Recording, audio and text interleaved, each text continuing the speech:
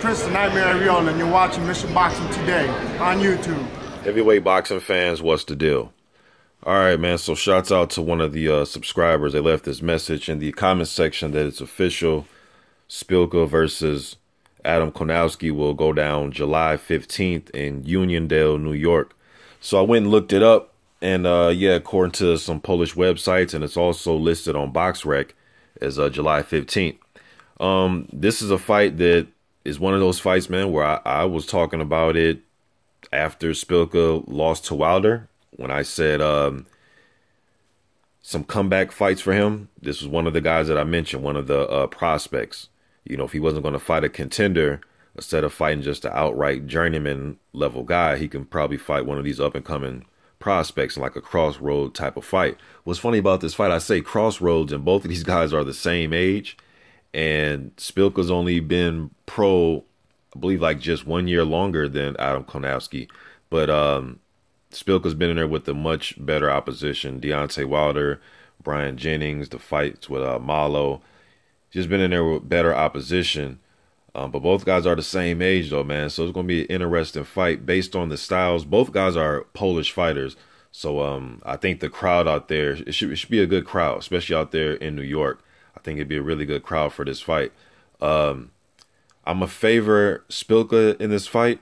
Kownacki is a guy, a Polish fighter, but he did his amateur boxing in Brooklyn, out there in New York. I know he's good friends with Zhilei Miller. Zhilei told me good things about him. They've sparred numerous times coming up through the amateur ranks. Good friends. But Adam is the type of guy, when I look at him, he's not going to wow you with his physique, okay? So, but when he's in the ring, it's kind of like a Andy Ruiz Jr. in the sense of he likes to throw hands. He likes to come forward.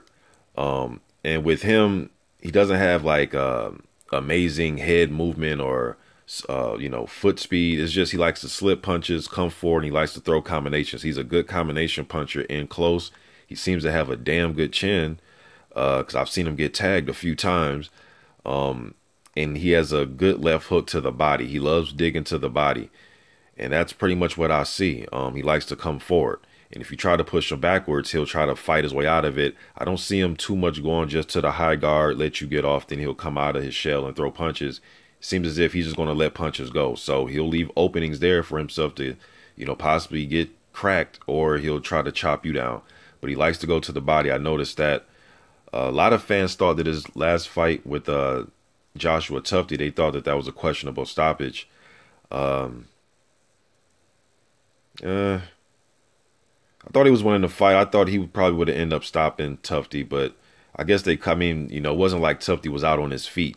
But just fans that were ringside, or Zhilei Miller, he told me that the body shots when he was sitting there a few rows back were just thunderous. But again, that's his homeboy. But just some people in the crowd thought that the stoppage was cool. They thought that the body attack was taking effect on Tufte, and they thought the stoppage was cool. But either way, man, I thought he was would have finished Tufte. Looked like he was tiring, he was gassing out. But Szpilka, he likes to dart in and out, southpaw fighter, good hand speed. He showed me, he looked really good in that Deontay Wilder fight. I know he got knocked out. I actually had Szpilka winning that fight 4-3-1 as far as rounds going into the 9th round. Patient. He knows when to dart in and out and try to throw his combination. I like the way, he angles off, and he does a lot of good things in the ring, but Szpilka can get drawn into a slugfest too. And he's shown in numerous fights, the Malo fights, Jennings, Wilder, that he can be hurt, so. But I like when he's, thinking in the ring and taking his time and trying to set things up and not just trying to get into an all-out slugfest and not get careless. So this is going to be an interesting fight, man. Just because Szpilka does have the advantages, as far as experience and probably technically also as far as his head movement, his footwork, that doesn't necessarily mean he's going to win this fight. And if he hasn't been in the ring in 2 years, 2 years, over 2 years now, since the, or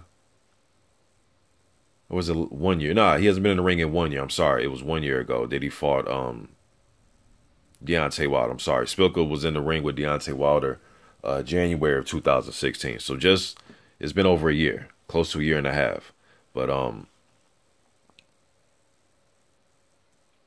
don't know, man. It's gonna be an interesting fight, man, because I can see this young gun bringing, and I say young gun is as far as, see, they're the same age, but as far as getting his crack at a name opponent, at a big name opponent. You know what I mean? So young in that sense, as far as, you know, getting started, and now, you know, getting his big fight for Kownacki. This will be the biggest fight of his career thus far. You know, so he's going to bring the fight, man. He's going to bring the fight to Szpilka, and I'm curious to see how Szpilka handles that pressure, because he is going to try to pressure him. So is he going to back up and take his time and try to pick him apart? Or will he try to say, hey, man, let me show this dude that he's not on my level, and try to engage into a slugfest? And Kownacki seemed to have a good chin, but I guess we'll see, man. Also in action is Zhang Zhilei, Zhang, however you pronounce it. I've seen it so many different ways. But the two-time Olympian, silver medalist 2008, then he made it to the Olympics 2012. He will be fighting Curtis Harper. Curtis Harper hasn't been in the ring since 2015, that slugfest he had with Chris Arreola. I thought that was a really entertaining fight, that Harper versus Arreola. Harper is one of those type of guys, you know, that will give your prospect a tough time. You see what he did with Arreola. He actually beat Joshua Tufte. I was just talking about him in the Kownacki fight, but he was the first person to beat Joshua Tufte. He has a win over Jamal Woods. He got stopped by Gerald Washington, went the distance, and lost to Donovan Dennis, who actually lost to Jarrell Miller.